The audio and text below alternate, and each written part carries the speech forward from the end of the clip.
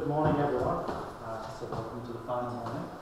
So the first speaker of the day is Mustafa Korkmaz. Did I pronounce it correctly? Yeah, Korkmaz. Okay. And he will be working on generating surface mapping class groups by three involutions. Thank you very much. Thanks for the organizers for inviting me here. Okay, today my talk will be a bit different than the previous talks. The previous talks was about geometry, mostly geometry. This is a little bit topology, perhaps a little bit algebra, geometrical theory. Anyway, since we already heard about some mapping class groups, but I will tell you more about this. So, rough outline will be like this. I will define mapping class group of orientable surfaces. I will not talk about any non-orientable surfaces, and so also whatever I say, usually I will not say what the genus is, but it will be high enough. Now, I will not talk about the specific, special cases, and then relations, generators, and some algebraic properties of the mapping class group, and then I will talk about the generating sets, torsion generators, involution generators, even commutator generators, all that's not written in the title. And if I have time, I will talk about the rest also, how to write the ratings as a product of commutators. Those are interest of in four-dimensional topology. Like if you have a word like this, you have a Lipschitz vibration over a surface. Okay, Lipschitz vibration is sort of surface bounded with some singularities. Okay, let's see, what is mapping class group? Mapping class group is also called attachment or modular group because of the usual stuff that gets us. The group of isometries is the mapping class group. And for us, our surface will always be closed of genus G, finite. And mapping class group is the connected component of the diffeomorphisms of orientation preserving diffeomorphisms. Or you can also define like this: orientation connected components of homeomorph plus orientation preserving homeomorphisms or diffeomorphisms, or you can define like this: or diffeomorphisms quotient by the ones which are isotopy identically. So same thing for the homeomorphisms. So a diffeomorphism for me, or a homeomorphism for me, it's up to isotopy. And this group is fundamental object in 3 and 4 dimensional manifolds. In fact, in last like 25 years, the symplectic form manifolds are inside mapping class group. The sort of all the informations are inside mapping class group. Also, all form manifolds because of this what's called broken Lipschitz vibrations. So all in principle or in theory, all the information about form manifolds is inside mapping class group. Perhaps that shows the difficulty in the complexity of the mapping class groups. Symplectic form manifolds or any form manifold? All form manifolds as well. Symplectic form manifolds are Lipschitz vibrations, through Lipschitz vibrations. Symplectic form manifold up to below, of course. But for all manifolds, also broken Lipschitz vibration, broken Lipschitz vibration. That's also all form manifolds admit Lipschitz vibration, broken Lipschitz vibrations, and they can be written in terms of some relations in mapping class groups. Anyway, geometric group theory, of course, this can be considered as geometric group theory and attachment theory, of course. But I will talk about just the mapping class group, not applications. And what's the simplest one? Well, the simplest one is Alexander trick that everybody knows. That implies that mapping class group of the sphere genus 0. This 0 represents tells genus. So usually I will not write that, but when I want to specify it. So this the sphere, mapping class group of the sphere is trivial. And the next simplest case is that the torus, if you look at the action of the mapping class group of the torus, on the fundamental group or homology. That's an orientation determinant one. That's an isomorphism of the map. So that mapping class group of torus is SR2Z. That's it. And the rest is have no single such explanation, presentation. So that's our guy, Max Dane. Yeah, this is dangerous. It's also in other, many people know that Dane needs a theorem for mapping class group, Dane surgery, Dane lemma, Dane algorithm, Dane functions in geometry group theory, three-manifold topology. So he studied in 1930, I suppose, to study mapping class group, properties of mapping class groups. So here is my picture. So this is a surface of genus G. I draw part of it, and I also draw here the same picture, because later I will refer to this picture. I will not go back. So these are supposed to be. This is the surface, and these are genus, and these are the curves A1, A2. They are invariant under this rotation. And there is also this rotation by 2 pi over G R. This rho 1 is the involution, and rho 2 is the involution that will come out later. Okay. And mapping class group is generated by all these AIs, derivatives about AIs, BIs, and CI. Derivatives is just if you have a simple closed curve or unoriented simple closed curve, you just cut the surface out of that curve, twist. Since we are in the oriented surface, you twist one of the side 360 degrees to the right and then pull it back. That's the right dangers that we call the dangers. Okay, the Dane's work and the licorice independently, or perhaps he wasn't aware of, probably he wasn't aware of Dane's work, and all these dangers about these curves generating mapping class group. Well, this is more, it's less generates, but let me put it like that. So I will write like this. And in fact, in 1979, Humphreys showed that this 2G plus 1 dangers is necessary and sufficient. So 2G plus 1 dangers generate mapping class group, but 2G or less dangers do not generate mapping class group. So 2G plus 1 is the minimum, which I will not say what they are. It is among these AIs and BIs.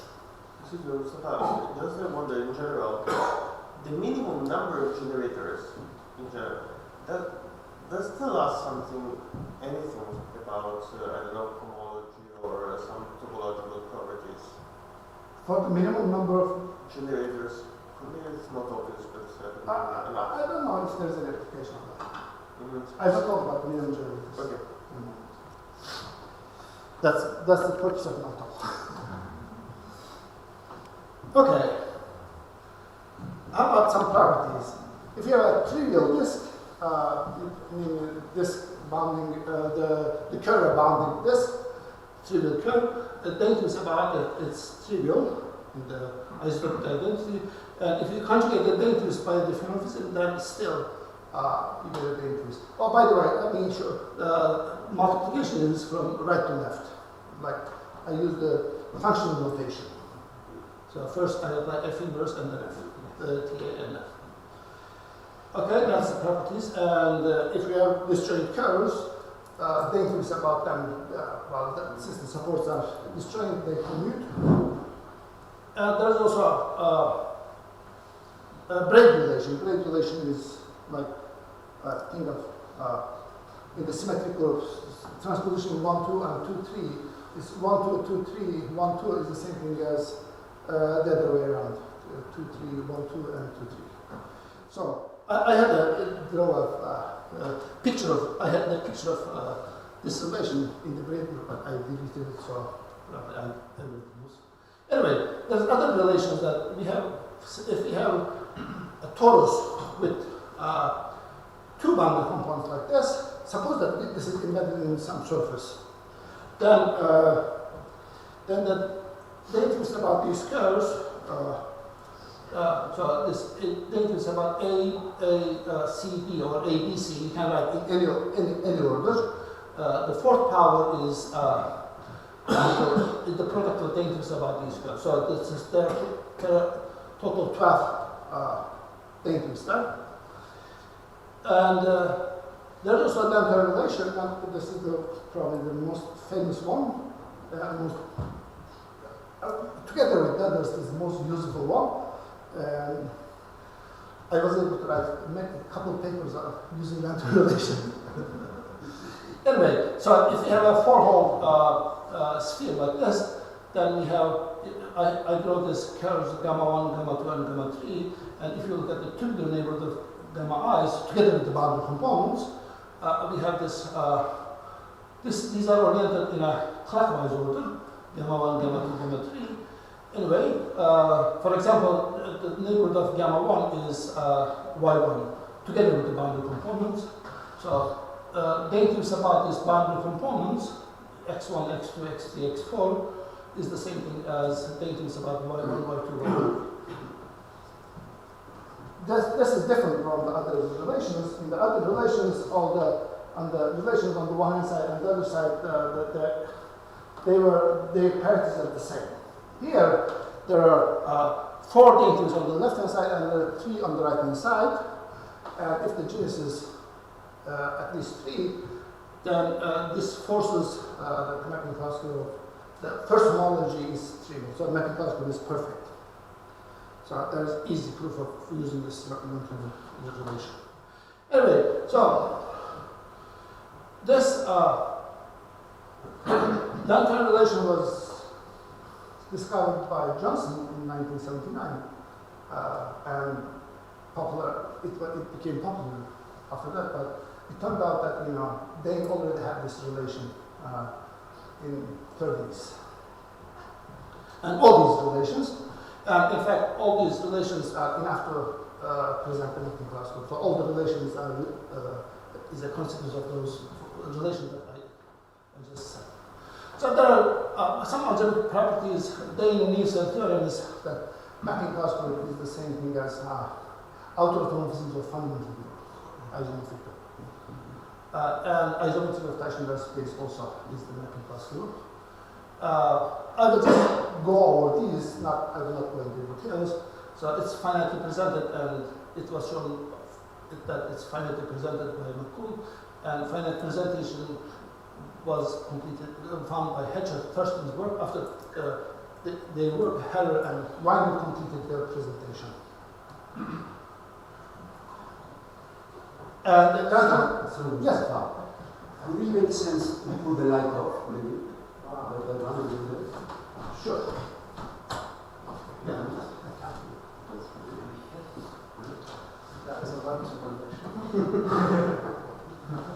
Yeah, this is the result of Lantern relation because we can embed this four-hole torus in the genus 2 surface in such a way that all the curves are non-separating. You cannot do that in genus 2. So, anyway, second homology is also known. Heller, he did it in 1983 for genus at least 5, I guess.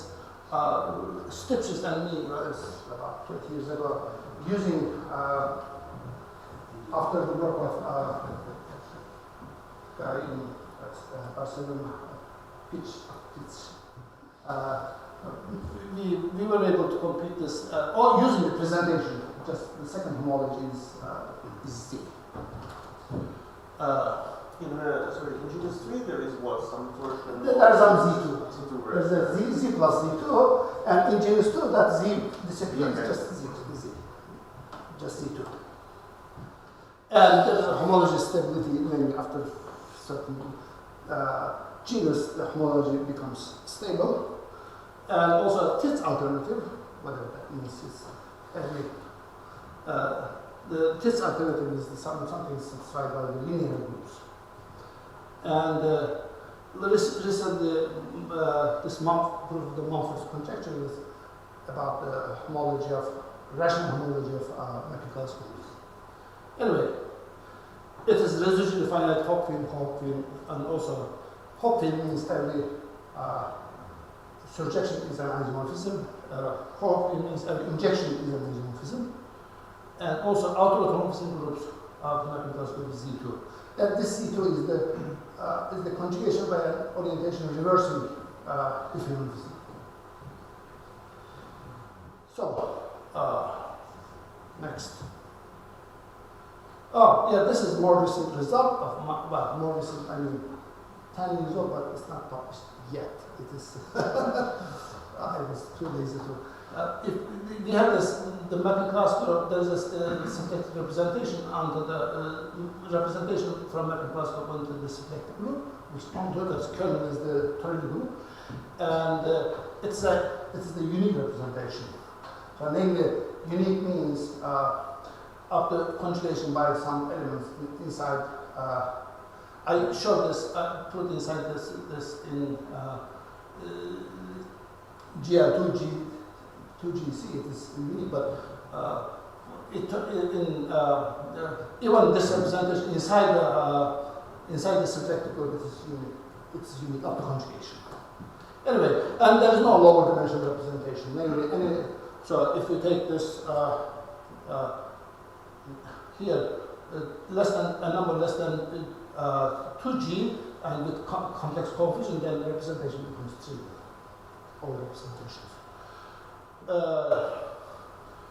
And also up to there's a famous problem. I shouldn't say is it open or not. I don't know. Linearity of mapping class groups. I guess there is some dispute about this, so I will not say that. But up to 3G minus 3 with complex coefficient, there is no injective homomorphism. We can show this.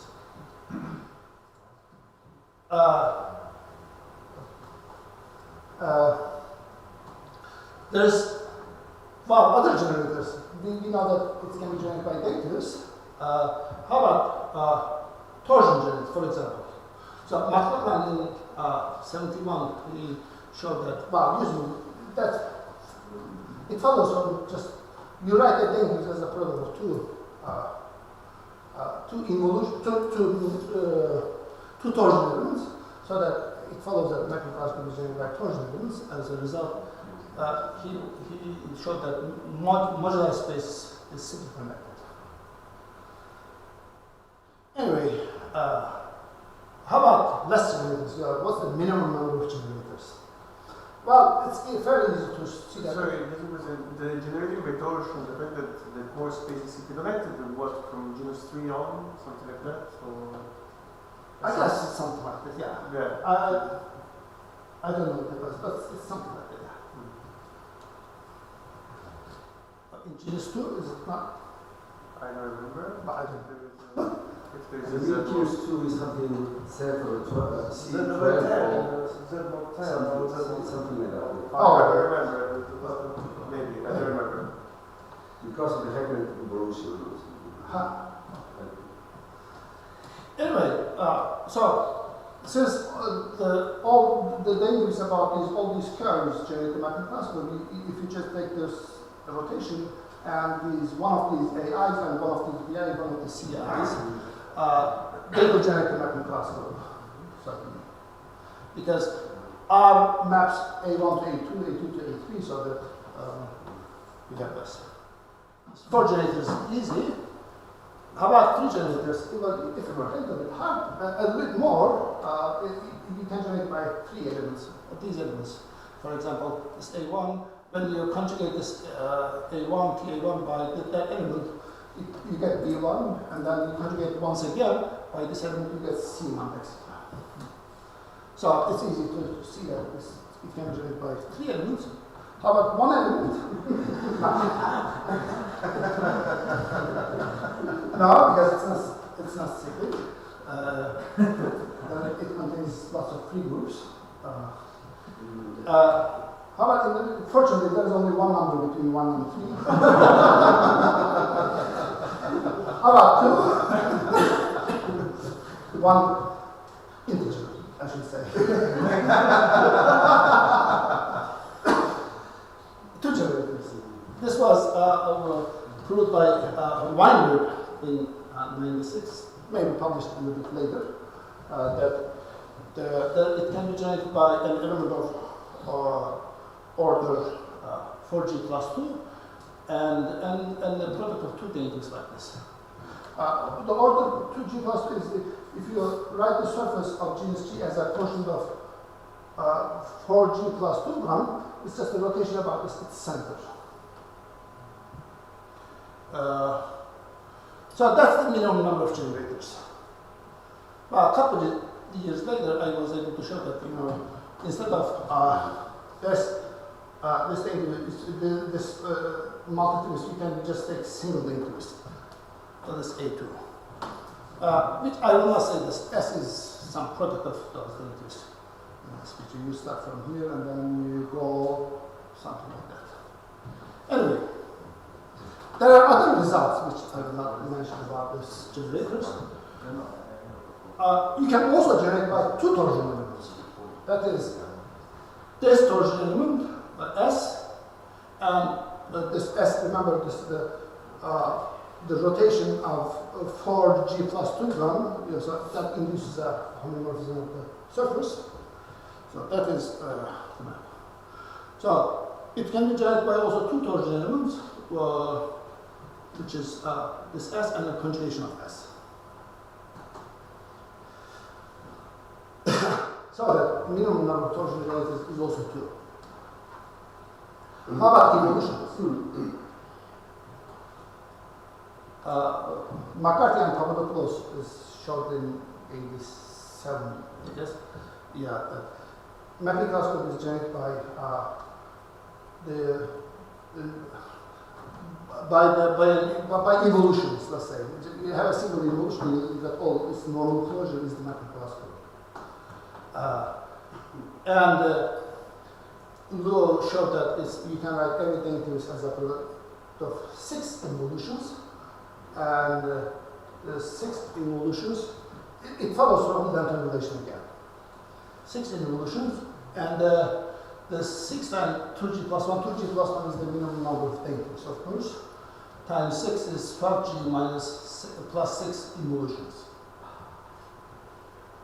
But the story does not end there, we continue. But it's never written anywhere, but here's an easy argument that if you take this generating set, so this R is a product of these two, gamma 1, gamma 2, but there is an evolution mapping, so I should say it like this, there is an evolution mapping A1 to A3, etc., B3 and C1, etc. So I guess, yeah, so that you can generate by 10 involution this way, because R is a product of 2 involutions like this, R is a product of those 2 involutions. The A1 is a product of just 6 involutions, and you need 2 more involutions to obtain these. Anyway, 10 involutions. Tara, Brendel, and Benson showed in 2004 that it can be generated by also 6 involutions. 6 involutions. Kasparov reduced it to 4. Our genus is high enough. Oh, they also have some punctures. So, what's the minimum number of involution generators? That's the natural question. Well, it cannot generate by 1 involution or 2 involutions, because 2 involutions generate dihedral group. It is mutually abelian, mutually Z, mutually abelian, but mapping classical is not, so that it cannot be generated by 2 involutions. Again, between 2 and 4, there is only one integer, that's D. So, I was able to show that mapping classical can be generated by 3 involutions, by genus at least.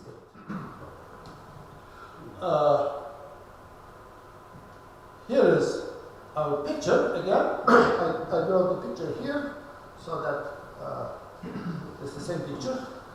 So I will refer that picture later. Okay. So what are those generators?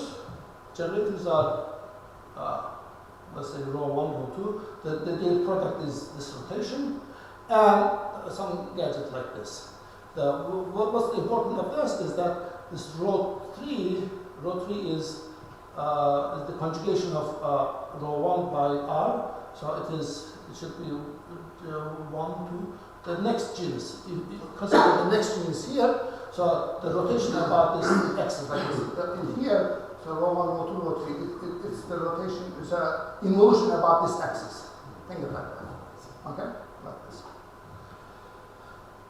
And it maps, that evolution maps here, this rho 3, it maps this part to the inverse of that element.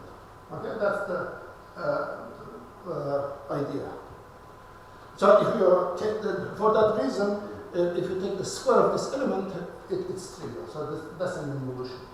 It follows from that. So after I put this in my paper on, my student showed that by the same method, the same method works for GS 6 and 7 for some using different configuration. All zeros. Okay, let me give an outline of the proof. How do we show this? So first, let's consider this generating set, A1, B1, C1, and the rotation R. So I change it like this. So instead of A1, I can write so A1 times A2 inverse. A1 is here, A2 is the next one. And B1, B2, C1, C2 inverse. So instead of this relation, I can change it like this, so that it's easy to write these elements as a product of involutions. For example, if you take rho 1, rho 2, it easily follows from here that this is just 5 involutions generate mapping classical just from this presentation. But in order to prove this, we use again lantern relation.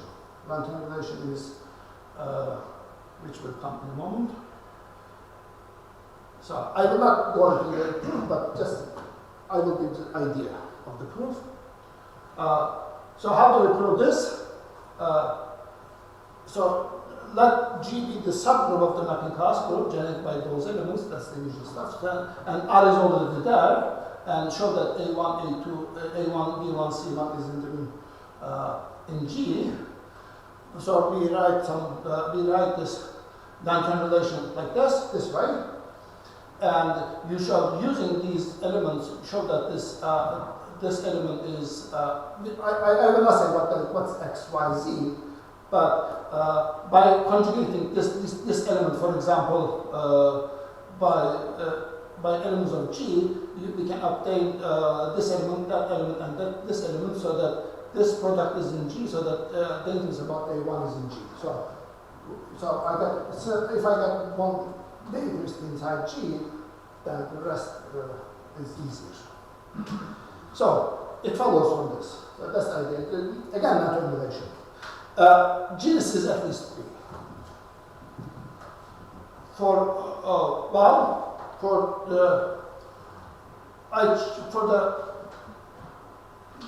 mapping class group can also be generated by this rho 1, rho 2, and this gadget here. Rho 1 is the involution here, rho 2, and this product. So this is a multi-twist. Multi-twist means, all these 6 curves are disjoint from each other.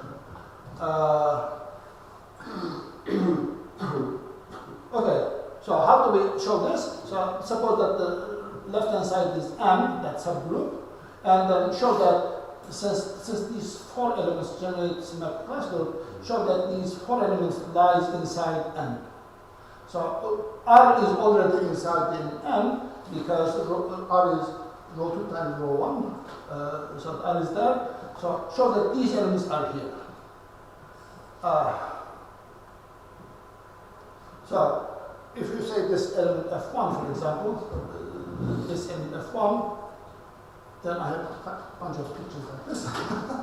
So what I do, for example, let me show just the first step. So I have these, the blue curves are the positive dentures, and the the red curves are the negative dangers. So this B1, A2, C3 is this B1, A2, C3 are these curves, and then C4, A6, B7 are the red curves. When you apply rotation by R, so that means in the mapping class group, that means you conjugate that F by R. Okay? So that B1 maps to C1, for example, B2, that element, this element, etc. The product of these derivatives is inside the N.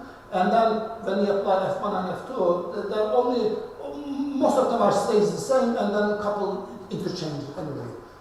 So this way, at the end, well, it doesn't make sense to show all the pictures.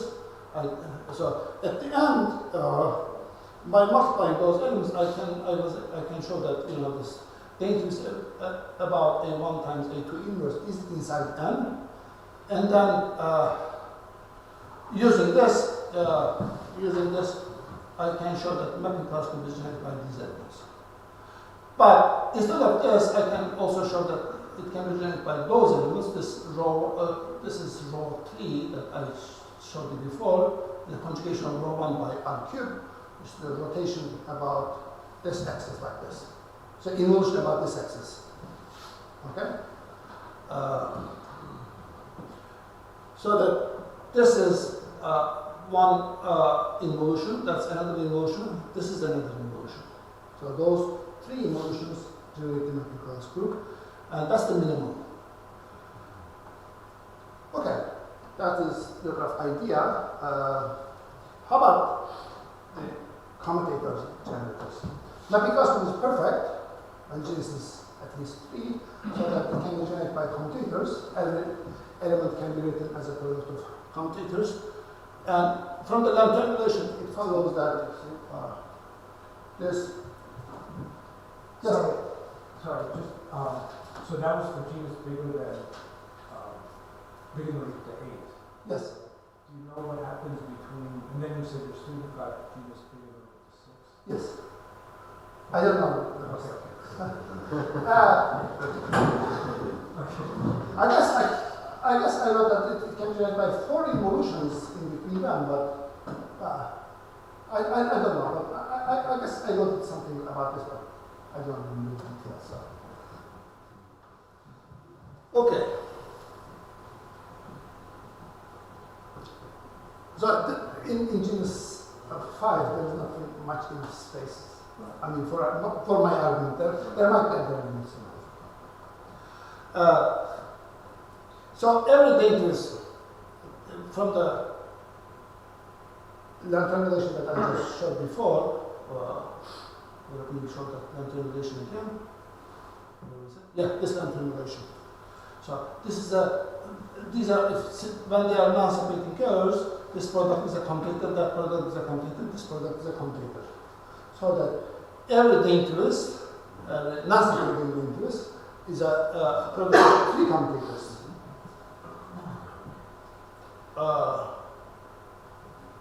So let's go here. 3 commutators. So 3 times 2g plus 1 is 6g plus 3 commutators. So you can generate by that many commutators. Is it minimal? No. In fact, it was a problem in Kirby's. It's a problem in Kirby's problem that I guess a mass problem. It says, is it minimal? No, we were able to show that it is. You can write a derivative as a product of 2 commutators, but not 1 commutator, not a single commutator. This you cannot change by a single commutator. It uses fundamental topology that I guess if you have a minimal symplectic fundamental, C1 squared is positive or something. It uses those sort of result, which is it's in our paper, but it's not due to me. So I was able to show that it's a product of 2 commutators. Anyway, so by 2 commutators we can write this number is smaller. Anyway. How about this? So if you write, here's an argument. So if you take this generating set, so this is a commutator rotation. You can write this rotation as a single commutator. But if the genus is odd, it's easy. If the genus is even, you have to work a little bit. Genus is odd, it's just a conjugation of, I guess, the commutator of some two involution like this. The reason is that this row 2 is conjugate to row 1 in that case. That's why it's a single commutator. So this is a commutator.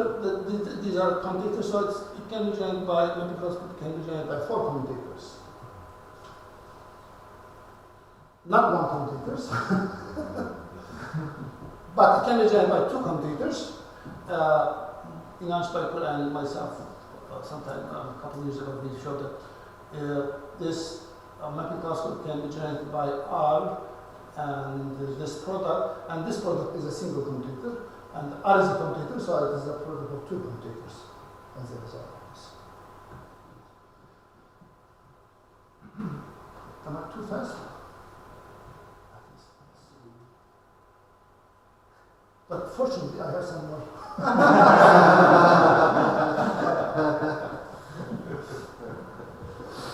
About this commutator, I mean, it's interesting for me, so I hope you will find it interesting too. So the commutator subgroup of the commutator length of an element is defined as the minimum number of commutators so that you can write that element as that many commutators.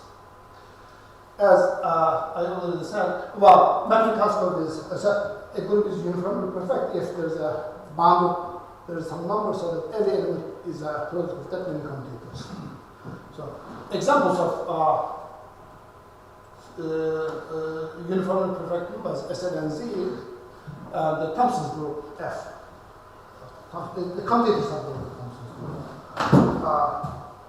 I guess you can write it as a product of every element inside the Thompson's commutator subgroup as 2 commutators. But in Sn and Z, there is some number, but I don't know that number. I mean, not too big. How about the mapping class group? That was a question of Anders Stipchis that asked me something 20 years ago, and also others. So here's some calculus exercise. So if you have a sequence like this, subdivision sequence, then this an over n is convergent. Using this, if you look at the commutator length of n plus n, it satisfies this certainly, so that this sequence is subadditive, so that limit exists. This limit exists. That limit is called the stable commutator length of the element inside the group. The question is, what is the stable commutator length of dainties, of course? That's the natural question. But it satisfies these properties, which let me just go. So if the group is uniformly perfect, then the stable commutator length vanishes. That's true. So if you find that the stable commutator length is not 0, then you show that it is it's not uniformly perfect. So there is no upper bound for the number of commutators. Also, there are other results that the math from the second column, only bound cohomology to the usual bound cohomology, is not injective. Anyway, long-term relation is, as I said, is a product of 3 commutators, and the idea is that if you have the long-term relation in the previous, I had 3 commutators, 3 parentheses. A single datus is a product of 3 parentheses, and each, as I said, each parenthesis is a commutator. But if you think of two if you bring the 2 of them together like this, so if you can show that this is a commutator, then you write this statement as a product of 2 commutators, which we did like that. And as I said, it's not, it cannot be written, it's not a single commutator, a dangerous, it's not a single commutator, so that it is commutator like this exactly true of the dangerous. It doesn't matter whether it's separating or non-separating. Well, by the way, 10 power is also 2. I was able to show that. Anyway, this is, after this, Ivan Stitch's question, that's the endo-Kochik, and they showed that this stable computer length is positive. Actually, I did it at the same time, but I was lazy to write it up. Anyway, but my result for every curve. They did it for separating curves. I did it all for all curves. And the idea is to use the lattice vibrations. And there is some inequality like this symplectic partial arithmetical inequality of tangent mean. So if you have minimal symplectic formula over of genus G over the surface of genus H, this is satisfied. Anyway, using this, I was able to construct and show that this is stable computer and it's positive like this. So that means also, of course, mathematics is not uniformly or the map from second bound cohomology to usual bound cohomology is non-trivial. Okay. How about the problem of stable computer with single dangerous? I don't know. It would be good to know, to find any single dangerous, stable computer length. There are some upper bounds and lower bounds. Definitely, it should depend on something like it is like 1 over G, because when the genus gets larger and larger, stable computer length should get smaller and smaller, because in the stable case, namely, if they got what monster was it? Darkness monster. Inside that, in the mapping class, of course, compactly supported mapping class, that's true. All stable computer lengths vanishes there. So stable computer length of single data or supported, the compactly supported diffeomorphisms are all trivial. So that so this number should depend on something like G. So as G goes to infinity, it should be 0. Anyway, another nice result as an application of this is that it is again Ivanov's problem that take the mapping class. Let's just talk about mapping class group, and then let's take a finite generating set. It's finite generated. Look at this scaling graph. We have identity here, and then you take an element, database, and then database it's square, so take the powers of that, and then look at the how far the distance between identity and the end power database grows. Of course, it depends on the generating set, but whether it is linear or not, more precisely, this limit depends on the generating set, but whether it is positive or not, it does not depend on the generating set, finite generating set. So as a result of the previous, as a corollary of the previous result, I was able to show that this limit is positive. It was already shown before by Lubowski and Minsky that limit is positive. So here is another proof of that.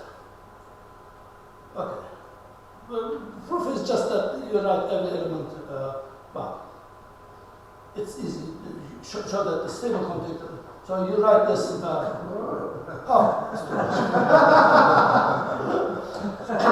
So you write an inequality like this. So the computer length of the n power data is some d, which you can take d to be 2, I guess, or 2 or 3. So that this is the distance of the n power of the dangerous from the identity, and if you divide both sides by n and then take that n times to infinity, then you get this grows linearly in n. So it follows from the previous result. And this is my final slide. Muchas gracias.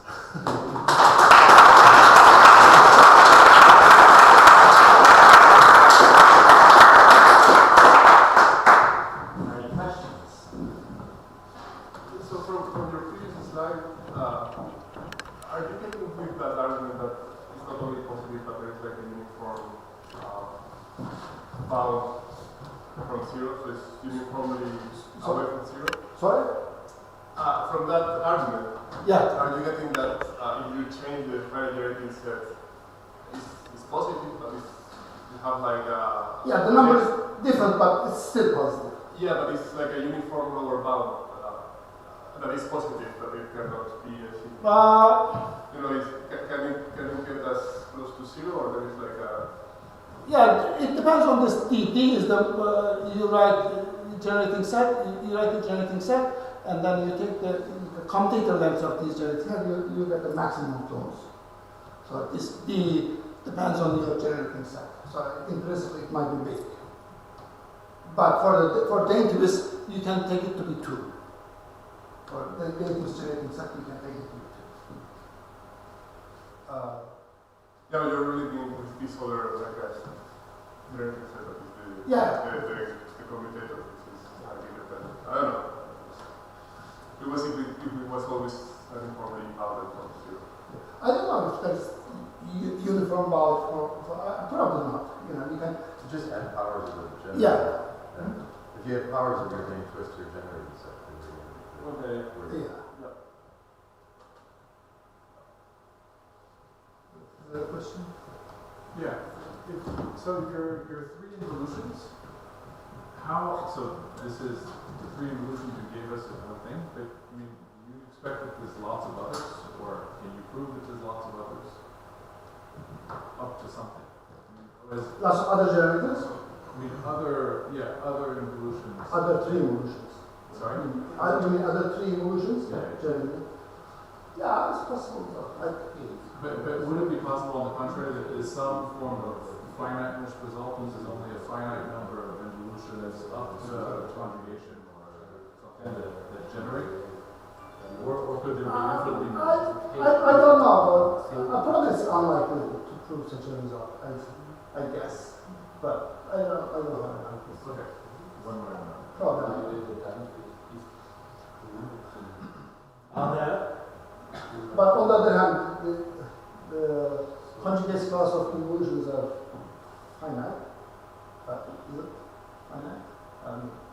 Yeah, I guess. Yeah, but the 3 might not be, right? What? But the 3 of them may not be. I mean, you have to, each one is finite, but then the 3. Yeah, the conjugation will have to be something. Yeah. Who knows? So K here is grew up in the end, right? K, the number K is the same rate as n. K? Yeah, number K, the distance. Oh, distance. Yeah. Is linear groups are. Yeah. K is positive. At the end, I showed that this K linear grows linear. So I said, here is how it works. You know, suppose that this is K, so that I can write this K, so at n power as a product of K generators, and each generator is D commutators. So the n power is a product of K times D commutators, and then if we divide both sides by n, and that n times infinity, that's you get the positivity of the.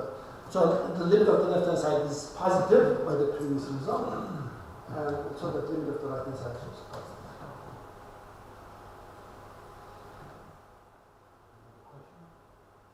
I have a quick question. So there's all these results about involutions. So are there any results for other finite orders? Like if I take some p equals 3, is there some minimal generating set, or 2 and 3?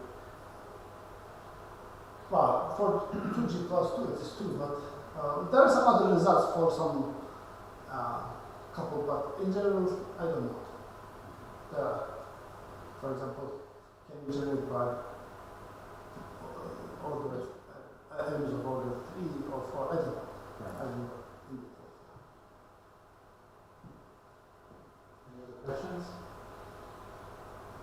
Thank you.